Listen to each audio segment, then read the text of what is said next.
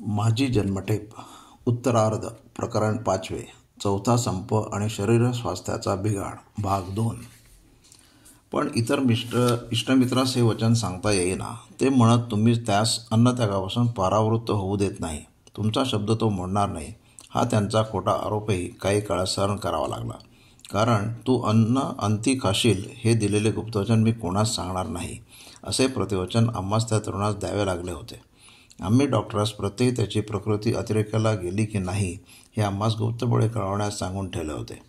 केव्हा केव्हा त्यास त्रस्त करण्याकरता पठाण वॉर्डरातील अधिकाऱ्यांचे हस्तक आई माईवरून शिव्या देत. कारण त्या निमित्ताने तरी तो उलट बोलेल. उलट शिवी मौन व्रतामुळे तर देता येईना. अंगात ताप आणि त्या अभद्र बिभत्सपणाच्या शब्दांचा मारा तर सोसवेना. अशा स्थितीत एके दिवशी धावून जाऊन त्या तरुणाने रात्री आपल्या कोठडीच्या भिंतीवर आणि भूमीवर ताड डोके आपटण्यास आरंभ केला. धावपळ झाली. पर्यवेक्षकांनी त्याच्या खोलीतच 2 वॉर्डरास पारास रात्रभर ठेवण्यास आरंभ केला. नाहीतर न जाणव तो आत्महत्या करेल. अंतिमाला एक दिवस डॉक्टरने कळवले की आता मात्र एक तर तो मरेल किंवा वेडा होईल. हे ऐकताच सर्व राजबंदीवानांच्याकडून एक सामायिक पत्र त्याने अन्नग्रहण करावे अशा विनंतीचे धाडले. आणि आता तुला तू हटलास म्हणून कोणासही म्हणता यावायचे नाही तर सगळ्यांच्या आज्ञा म्हणून अन्नग्रहण कर. कारण प्रकृतीचा रबर तुटणार तोच तोडण्याच्या आधी तू ताणणे बंद करशील असे तू वचन दिले आहेस. ती वेळ आली आहे असे निक्षून कळवले. तेव्हा त्या मानेगृहस्थाने एकदाचे अन्नग्रहण केले. आमचे सारखे सांगणे असे की संपासारख्या तात्कालिक उपयुक्त चळवळींसाठी इतर कष्ट जरी सोसणे युक्त असले तरी कोणाही देशभक्ताने त्या राजबंदीवान म्हणून घेण्यासारख्या मागणीसाठी स्वप्राणाचेही बलिदान आणि तेही असे अन्नत्यागादी उपायांनी आपण होऊन करणे म्हणजे मूर्खपणा आहे. त्या मानधन राजबंदीवानांनी 2 वेळा सार्वत्रिक अन्नत्यागाचा संप काढण्याचा घाट घातला. मधून 10-5 जणांनी आरंभही करावा. पण आम्ही तो उचलून न धरता हाणून पाडावा. त्यांच्या त्या तेजस्वीपणाचा यथोचित गौरव करीतच हाणून पाडावा. आज त्यावेळी अन्न सोडून बळाने मरू पाहणाऱ्यांपैकी आम्ही ज्यास खेचून परत ओढले त्यापैकी काही सुटून स्वराष्ट्राची सेवा पुन्हा करत आहेत. ज्या मानधनी तरुणाविषयी वर उल्लेख केला त्याची आणखी काही माहिती शक्य झाले तर पुढील आवृत्तीत देण्याचा प्रयत्न करू. हा संप ज्या दिवशी झाला त्याच दिवशी मॉन्टेग्यू साहेबास एक आवेदन दांडण्याची जी परवानगी आम्ही मागितली होती ती विषयी चर्चा करताना बारी आम्हास म्हणाला, well, you have accorded a fine reception to doctor Montague. मॉन्टेग्यूच्या आगमनास पोर्ट ब्लेअरची प्रतिवंदना सलामी म्हणूनच संप इतका संगीत करण्यात आला होता हे जरी खरे होते तरी त्यात मी प्रत्यक्ष काम न सोडण्याचा जो विचार केला त्यामुळे मला आवेदनपत्राची परवानगी नाकारणे अधिकाऱ्यास जड गेले. दुसरे एक महत्त्वाचे कारण होते. हिंदुस्थानात ज्या सुधारणा करावयाच्या त्यायोगे राज्यक्रांतिकारकांची समजूत काहीतरी पटेल की नाही हा प्रश्न मॉन्टेग्यू अधिक झाडून साऱ्या अधिकाऱ्यांपुढे होता. याविषयी आमच्याशी तटस्थ वरिष्ठ अधिकाऱ्यांनी आपण होऊन येऊन दिलेल्या एतद्विषयीय चर्चेने आणि वर्तमानपत्रातील लेखांनी आम्हास शंका उरली नव्हती. त्यायोगे मार्ले साहेबांच्या सुधारणांच्या हप्त्यांच्या वेळी तर आम्ही इंग्लंडमध्येच होतो आणि क्रांतिकारकास शमवणे निदान इतरास क्रांतिकारकांच्या आगगिळ्या जाज्वल्य पंथात शिरण्या इतके असंतुष्ट होण्यापासून बचावणे हा त्या सुधारणा देण्यात इंग्लिश सत्तेचा मुख्य हेतू होता हे आम्हास त्यावेळी अनेक प्रख्यात इंग्लिश विरोधाशी झालेल्या वादविवादामुळे आणि गोखले इत्यादी पुढाऱ्यांच्या तटस्थ भाषणामुळे आणि प्रत्यक्ष संवादांमुळे ठाऊकच होते. तेव्हा हिंदुस्थानात सुधारणांचा हप्ता मागण्यासाठी एकमुखी मागणी करण्याचे प्रयत्न जे लोकमान्य प्रमुख सर्व देशभक्त करीत होते त्यात क्रांतिकारकातील प्रमुखांपैकी कोणीतरी थोडासा हात देणे भाग होते. तेव्हा अशा वेळेस महत्त्वाच्या नियंत्रणात्मक सुधारणा जर खरोखरच करण्यात आल्या तर क्रांतिकारकातीलही अनेक लोक शांतिप्रधान मार्गाचा अवलंब करू इच्छितील हे सरकारच्या दृष्टीस आणणे आम्ही आपले कर्तव्य समजलो. मॉन्टेग्यूने सर्व पक्षांच्या भेटी घेतल्या. त्यात क्रांतिकारकांचा पक्ष उघड सापडणे दुर्घटच होते. तेव्हा अशा अप्रोक्ष रीतीने त्यातील काही जणांकडून त्यांची मते कळणे त्यास इष्टच होते. म्हणूनच आमच्यापैकी अनेक लोकांशी आडून ही चर्चा अधिकारी करत. परंतु काही भिवून अगदी शेळपटपणा स्वीकारून नको रे बुवा ते राजकारण, स्वातंत्र्य मिळाले तरी आज ते नको, निदान आपण तरी हरी म्हणत बसलो आहोत आणि आम्हा सुटकेपडीकडे काही पाहायचे नाही असे म्हणत. तर काही इंग्लिशांना हाकून द्यायच्या जळत्या शब्दात जशापूर्वी घेतल्या तशाच अधिकाऱ्यास पाठ म्हणून दाखवीत. अशा स्थितीत क्रांती पक्षाच्या ध्येयाची आणि राजकारणाची तात्विक चर्चा केलेले सुसंगत, युक्तियुक्त आणि निर्भीड लेखी कथन आम्ही धाडू इच्छितो हे ऐकताच अधिकाऱ्यास एक प्रकारे ते इष्टापत्तीच वाढली. ते मी न करता त्यांच्या आवडीच्या कोणी इतरांनी केले असते तर त्यास हवे होते, पण ते जमेना. माझे नाव गेलेले आवेदन वरिष्ठास अधिक उपयुक्त वाटेल हेही त्यास माहीत होते आणि मी संपात काम सोडून न मिळाल्यामुळे कारागृह नियमाची पण काही आडकाठी नव्हती. तेव्हा मला मॉन्टेग्यू साहेबास गव्हर्नर जनरलचे द्वारा आवेदनपत्र धाडण्याची परवानगी मिळाली आणि त्याप्रमाणे मी ते धाडले. मॉन्टेग्यू साहेबास वरील आवेदनपत्र धाडताच त्याचा इष्ट तो परिणाम होण्यासाठी त्यातील मुख्य विधेयांची माहिती हिंदुस्थानात प्रसिद्ध होणेही परमावश्यक होते. कारण त्यायोगे हिंदुस्थानातील जे पुढारी सुधारणांसाठी झटपटत होते त्यांना हेही एक सबळ कारण सांगता येते की जर समाधानकारक सुधारणा मिळाल्या तर हे पहा, राज्यक्रांतिकारकातील काही प्रमुख लोक देखील शांततेच्या मार्गाचा अवलंब करण्यास सिद्ध आहेत. आमच्या अवश परिस्थितीतही जो काय पाठिंबा आम्हास आमच्या पुढाऱ्यास देता येण्यासारखा होता तो द्यावा म्हणून आम्ही आमच्या त्या वर्षीच्या पत्रात या आवेदनाचा उल्लेख केला. ते पत्र आमच्या प्रकृतीची त्यावेळची अवस्थाही प्रदर्शित करीत असल्याने त्याचे मूळतः अंशतः भाषांतर करून खाली देत आहोत. त्यायोगे राजकीय बंदिवानांच्या मुक्ततेविषयी आपल्या स्वदेश बंधूस सतत उत्तेजित राहण्याचे कामी आमच्या वार्षिक पत्राद्वारे आम्ही कोणत्या धोरणाने आणि किती झटत होतो हेही तत्कालीन लिखाणावरून दृग्गोचर होईल. महाराष्ट्र प्रांतिक परिषदेने सर्व राजकीय बंदिवानांच्या मुक्ततेविषयी ठराव संमत केला हे वाचून फार आनंद झाला. एकंदरीत मुंबई प्रांतिक परिषद ही इतर कोणत्याही प्रांतिक परिषदेहून अधिक चिकाटीने आणि निर्भयतेने हिंदुस्थानातील सर्वच राजबंदिवानांना मुक्त करण्यासाठी झटत आहे हे खरे आहे. गेल्या वर्षी माझ्या माहितीप्रमाणे युक्त प्रदेश आणि आंध्र प्रदेश या दोघा संस्थांनी हा ठराव केला होता. त्यातही आंध्र परिषदेचा ठराव संग्राहक आणि कळकळीचा होता. त्यावरून हे स्पष्ट होते की आपल्या मातृभूमीच्या मोचनार्थ बरोबर असो वा नसो, परंतु त्यास तसे करणे आपले कर्तव्य वाटताच त्यांनी प्रामाणिकपणाची आणि निर्विवाद स्वार्थत्यागाची पराकाष्ठा करून कारागृहातून आपले जीवन झिजवत त्या महान मोचनास आपले आयुष्य अर्पण करण्यास मागे घेतले नाही. त्यांच्याविषयी आंध्र बंधूंची अंतःकरणे समवेदनेने भरलेली आहेत.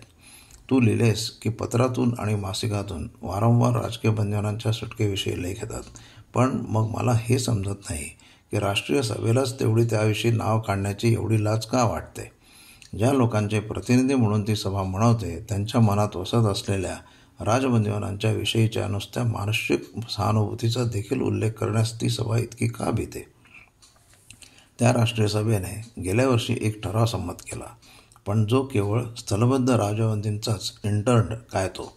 या सभेला या गोष्टीचा विसर पडला की स्थलबद्ध लोक युद्धानंतर आपोआप सुटणारे आहेत, परंतु त्या आमच्या स्थलबद्ध बंदिवानांच्या दुःखाने त्या शोभिवंत आणि मुक्तवासू मंडपात सुखासीन झालेल्या ज्या देशभक्तांच्या डोळ्यास टिपे आणली त्यांच्या हे मात्र ध्यानात आले नाही की त्या दुःखाच्या अनेक पटींनी तीव्रतर दुःखास निर्विध काल सहन करीत एक नाही दोन नाही पण शतावधी लोक इतरत्र झिजत झुरत पडलेले आहेत.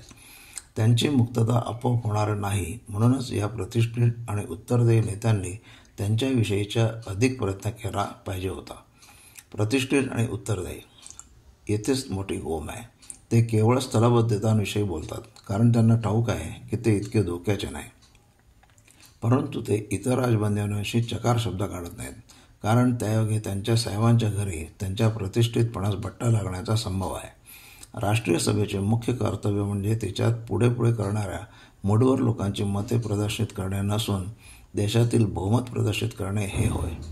मग इतकी वृत्तपत्रे आणि प्रांतिक सभा राजबंदिवानांची मुक्तता करा म्हणून मागणी करत असता या राष्ट्रसभेच्या पुढाऱ्यातीलच काही पुढाऱ्यांवर जेव्हा कारागृहात सडत राहण्याचा प्रसंग आला तेव्हा राष्ट्रसभेने आणि ज्या लोकांसाठी ते झटले आणि पाशात पडले त्यांनी त्यांच्या दुःखाचा नामनिर्देश करणे हे त्यांचे कर्तव्य होय अशी स्वतःच अपेक्षा केली असता आणि विशेषतः आयरिश, बोअर, ऑस्ट्रियन इत्यादी लोकांनी आपापल्या देशातील राजबंदिवानांच्या मुक्ततेची उघड चळवळ करून ती मुक्तता करवली असता राष्ट्रीय म्हणवणाऱ्या सभेने मात्र आपल्या हिंदी राजबंद्यांविषयी चकार शब्द काढण्यास द्यावे हे अत्यंत अनुचित होय.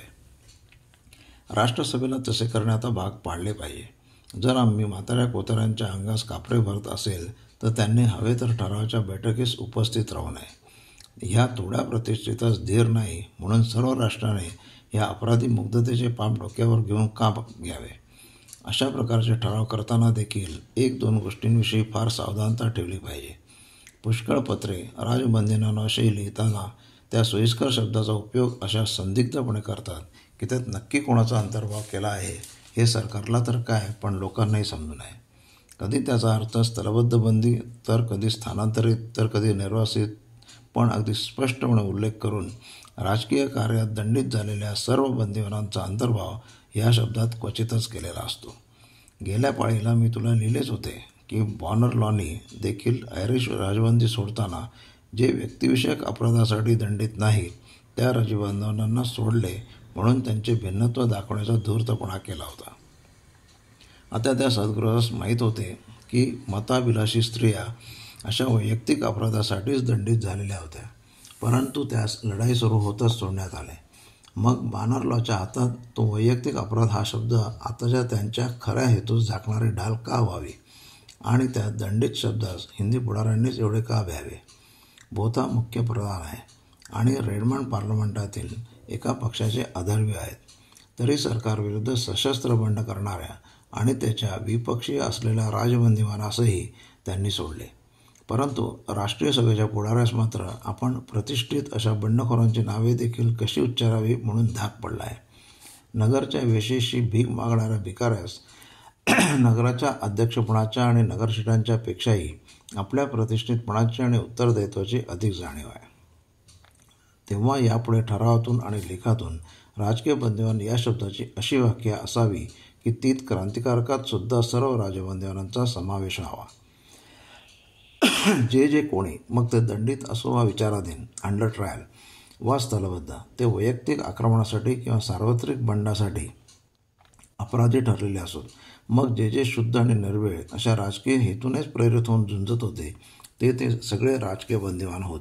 हीच त्या शब्दाची खरी व्याख्या आहे. वैयक्तिक शब्दात आणि राजकीय या शब्दात मुख्य प्रभेद हा त्या कृत्यावरून पडत नसून त्या कृत्यामागे असलेल्या हेतूवरून पडत असतो. हेतू ही मुख्य कसोटी होय. कोणतेही कृत्य स्वयंमेव राजकीय ठरत नाही, कारण सशस्त्र बंड देखील जर ते केवळ कोणा व्यक्तीच्या पोटापाण्याकरिता असेल तर राजकीय आणि सार्वजनिक ठरणार नाही आणि त्यास कोणाही सुज्ञ दुरस्थाची सहानुभूती पण मिळणार नाही. तो केवळ एक थोरला दरोडाच होईल. अर्थात त्या व्यक्तीच्या पोटाचा प्रश्न हा कोणा एका सार्वजनिक अधिकाराच्या रक्षणासाठी चाललेल्या लढ्यात निमित्त मात्र पुढे केलेला असेल तर ती गोष्ट निराळी. ठगातील ज्या टोळ्या नुसत्या स्वार्थी लुटमार करीत फिरत त्यांनी लढ्या दिल्या म्हणून केवळ ते राजकीय व सार्वजनिक स्वरूपाच्या ठरत नाहीत. परंतु मतवाल्या स्त्रियांपैकी मुख्य प्रधानाला एकाएकी चापकाने फोडणारी आणि प्रत्यक्ष आग लावीत फिरणारी स्त्री देखील सरकारने राजकीय म्हणूनच मानली, कारण त्यांची कृती जरी व्यक्तिविशेषांवर आधारित असणारी असून सार्वत्रिक किंवा उघड लढाईची नव्हती तरी त्यांच्या त्या वैयक्तिक झुंजीचा हेतू स्वतःचा सूड उगवणे किंवा स्वार्थ साधणे हा नसून कोणत्या तरी सार्वजनिक कल्याणासाठी कार्यासाठी झटणे हा होता. साधन दुष्ट किंबहुना दंडनीय आणि पापी असू शकेल वा नसेल, परंतु कृत्याचे नैतिकत्व त्या कृत्यास प्रेरक होणाऱ्या हेतूत असते. तो हेतू राष्ट्रीय असेल तर ते कृत्य राजकीय धरले पाहिजे.